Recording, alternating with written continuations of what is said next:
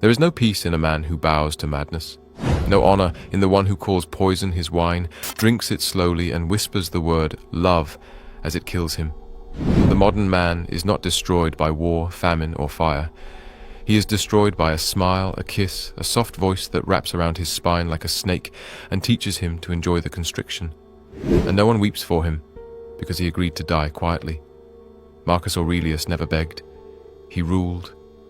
He did not chase storms to feel alive. He mastered them. And he left behind warnings, not poems, not comfort, warnings.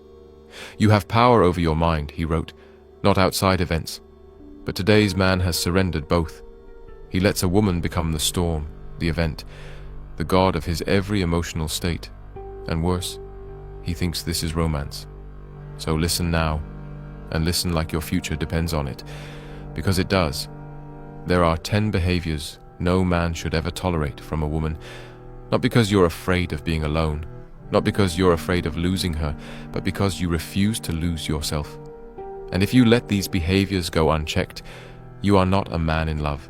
You are a man in chains. The first is mockery, the rolling of the eyes, the sarcastic cuts in front of friends, the public embarrassment she'll later dismiss as a joke. The woman who cannot speak of you with reverence should not speak to you at all. Aurelius said, "What injures the hive injures the bee, and what injures your image injures your soul." A man who allows his woman to humiliate him is not building a relationship. He is digging a grave for his confidence, one insult at a time. Second, chaos normalized. She is never at peace. Her moods rule the house. One minute she's warm, the next she's ice. Her anger is a blade and you are always bleeding. And yet, you've convinced yourself this is passion. It isn't. It's pathology. Nowhere can man find a quieter retreat than in his own soul, Marcus wrote. But the man who shares his bed with a hurricane will never retreat. He will only run from her, from himself, from the life he once dreamed of. Third, attention addiction. The woman who cannot survive without male validation. The one who posts more skin than thought. Who measures her worth by likes and messages. She'll say it's empowerment, but if her value comes from the eyes of strangers, she will never value the man who sees her soul. Aurelius warned of chasing illusions. It is not death that a man should fear, he wrote, but never beginning to live. And the man who lives with a woman who worships the crowd never truly begins. He's a shadow beside a spotlight she reserves for herself. Fourth, sexual manipulation. She withholds to punish, gives to reward, uses intimacy not as love but as leverage. And you, craving warmth, crawl like a beggar to her throne. Marcus Aurelius taught self-mastery, detachment, the triumph of reason over impulse. But the man ruled by his lust is not a man. He is a slave, paying in dignity for moments of pleasure. Sex is not the problem. Her control of it is, and your obedience to that control is the real disease. Fifth, contempt for your purpose. She laughs at your goals, rolls her eyes at your discipline, interrupts your focus because she sees no value in your future unless it benefits her. This is not partnership. This is sabotage. Waste no more time arguing what a good man should be. Be one. That is what Marcus wrote. But you cannot be one if every step forward is mocked by the one who walks beside you. The man who stays with a woman who scorns his mission will one day awaken in a life built for her and empty of himself. 5 down, 5 to go. And if even one of these sounds familiar, then this is not just a list, it's a mirror. You are bleeding, and it is not noble. It is not romantic. It is not sacrifice. It is self-destruction wearing perfume. Marcus Aurelius was not gentle, and neither is truth. Let's finish what we started. Sixth, the ghost of competition. She does not want to walk beside you. She wants to outshine you. Her words drip with comparison.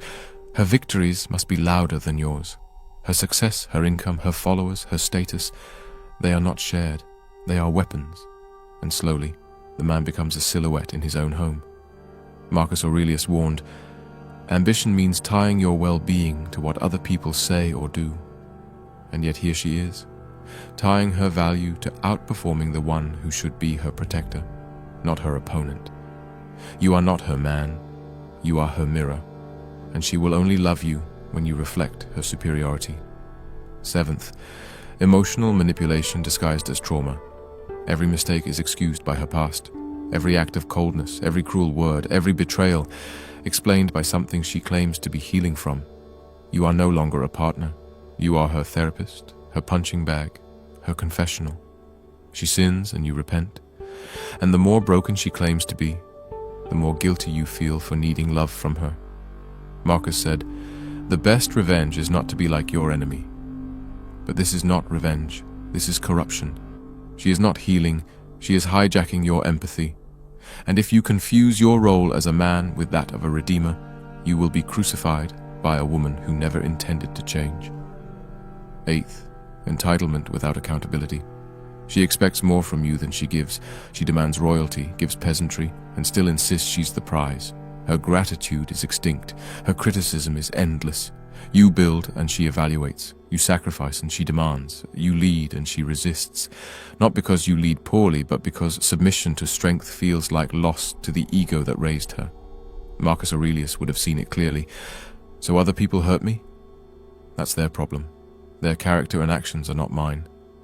But the man who lets a woman's ingratitude define his worth is no longer living by Stoic wisdom. He is drowning in someone else's self-importance. Ninth, boundary testing. The small lies, the late-night texts to friends, the disappearances, the photos she swore she wouldn't post. Not catastrophic betrayals, no. Just the slow drip of disloyalty. The woman who knows your limits and steps just past them to see if you'll flinch. Marcus said, "If it is not right, do not do it. If it is not true, do not say it. But if she does it, and you stay, what does that say about you? Every test you fail becomes a game she'll play, again and again and again, until your standard becomes fiction and your silence becomes permission." 10th, the erosion of respect, not through loud fights or dramatic scenes, but through the quiet absence of admiration. She no longer listens when you speak. She no longer looks when you enter. You are background noise in the house you built. She is not cruel, just indifferent. And this is the most violent betrayal of all, because a man can survive hate, but he cannot survive being ignored. When you arise in the morning, Marcus wrote, think of what a privilege it is to be alive, to think, to enjoy, to love. But what of the man who wakes beside a woman who sees no privilege in his presence? He stops rising, he starts fading. These are the 10, not opinions, not complaints, realities. Each one a doorway to the death of a man's purpose, one silent surrender at a time, and most will ignore them. Because the truth offends where lies seduce, but some, the rare, will listen. They will see that love without respect is slavery with a smile, and they will remember what Marcus Aurelius stood for: the discipline of mind, the rule of self, and the sacredness of peace. The illusions are now shattered. What remains is the man, raw, wounded, and one choice away from either becoming a tyrant over himself or a prisoner to others. Marcus Aurelius called this the battlefield of the soul. Let's enter it. Now that the 10 poisons have been named, the question is not whether a man has seen them, but whether he's tolerated them, because that is where the real tragedy begins. Not in her behavior, but in his silence. The destruction of a man never starts with her. It starts with what he permits in the name of love. And every time he forgives what should have been walked away from, every time he explains away betrayal with soft logic, every time he bends his standards to keep her presence, he is not preserving the relationship, he is burying himself alive. Marcus Aurelius said, "A man should be upright, not kept upright." But that's the condition of millions of men today. They are kept upright by hope, by fantasies, by the memory of who she was in the beginning, but not the reality of who she has become. They build their days around trying not to upset her. They learn to read the weather in her eyes. They call it compromise. But it is not compromise, it is fear. It is emasculation. It is the slow suicide of sovereignty. There is no glory in being the emotionally bulletproof man who absorbs every wound. That is not strength. That is delusion shaped by desperation. Real strength is in refusal. in walking away without explanation, in choosing your sanity over her apology, in saying, "I do not need to burn just because she's cold." But that kind of strength can only come from stillness, from a man who sits with himself long enough to remember that he was whole before she arrived, and he will be whole long after she's gone. This is the moment Marcus meant when he said, "Don't waste what's left of your life speculating about others, unless it is for mutual benefit." And what mutual benefit is there in constantly analyzing her tone, decoding her moods, negotiating for basic decency? That is not love, that is surveillance. And the man who becomes a detective in his own relationship has already lost the case. But the worst cost is not psychological, it is spiritual. When a man tolerates what breaks him, his soul begins to rot, his eyes dim, his posture folds, his laughter disappears. He becomes a whisper. And still the world tells him to try harder, to communicate, to be more vulnerable, as if his suffering is his fault, as if he hasn't already bent himself into 1,000 shapes just to be enough for a woman who never wanted a man, only control. Marcus Aurelius would have called this what it is, a war of identity. And the only weapon is clarity, clarity that does not negotiate, that does not wait for more evidence, that does not need closure. A man who sees clearly will walk without anger, without hatred, without vengeance, just certainty. And that certainty will terrify her, because she was never afraid of losing him, only of losing her grip. There is more, because once a man sees, he must rebuild, and most don't know how. The world offers no blueprint for rebuilding a man after he has been drained by tolerance. But Marcus Aurelius left one. The rebuilding begins in silence, not the silence of weakness, but the silence of awakening. It is the silence of a man who stops chasing, stops explaining, stops trying to fix what was designed to break him. He stops negotiating with chaos. He stops apologizing for his boundaries. He stops bleeding for those who drink his pain like wine. This silence is not retreat. It is resurrection. Because for the first time, he is no longer reacting to her moods, her games, her rewrites of reality. He is watching, measuring, choosing. And from this stillness, power returns. Marcus Aurelius lived surrounded by betrayal, by politics, by death. And yet he wrote, "Be like the cliff against which the waves continually break, but it stands firm and tames the fury of the water." That is the new man. Not louder, not crueler, but unshakable. He no longer moves to win her favor. He moves only in alignment with principle. He does not shout, he does not explain, he does not threaten, he acts. And when he acts, everything changes. The woman who once used silence to punish now finds his silence terrifying. The man who once folded to her tears now looks through them. The man who once apologized for wanting peace now demands it, not with words, but with the quiet finality of leaving a room and never returning. This is the man she never thought he'd become, not because he is cruel, but because he is awake, and she can no longer seduce a man who is conscious. This man has returned to the path Marcus Aurelius walked, the path of internal command. His mornings begin with discipline. His speech is slow, deliberate. His time is spent with purpose. He reads more than he scrolls. He builds more than he complains. He retreats into solitude not to sulk, but to sharpen. The world calls it cold, but the world does not understand kingship. And with time, the scars fade. The temptations dim. He no longer feels the urge to re-explain the past.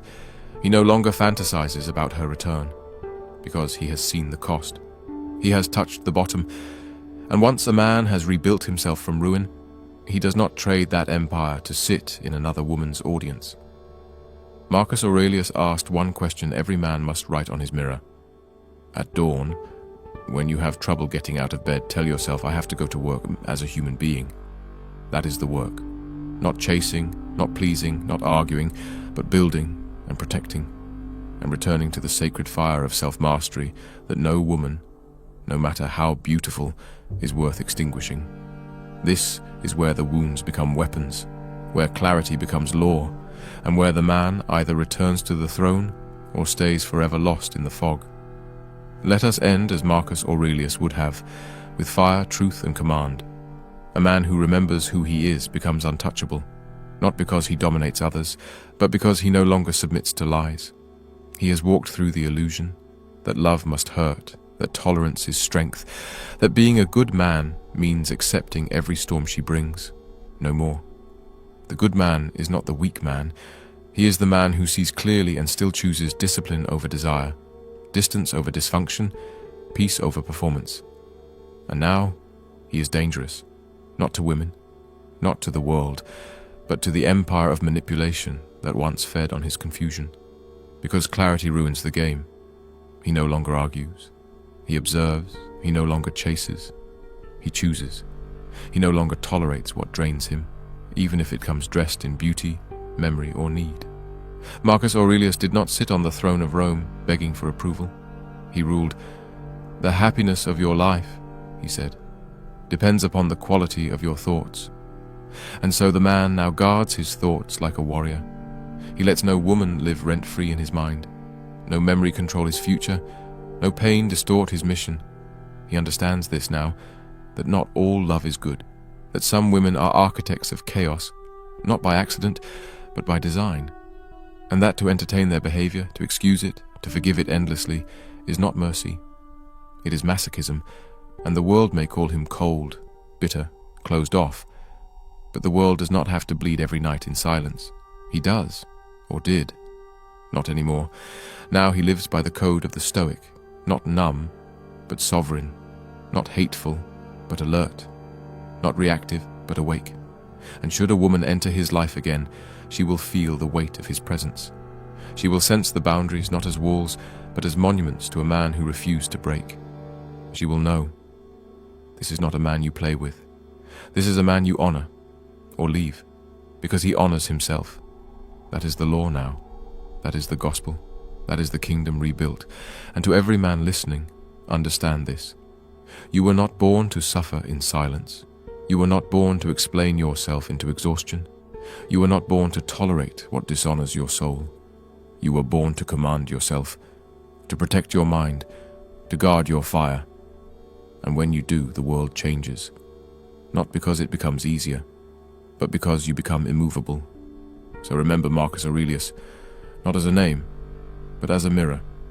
Because the emperor still speaks to every man ready to rise. And if this message woke something in you, like, share, subscribe, and support the channel through the link in the description. Because millions of men are still asleep, and you, yes you, may be the reason they wake up.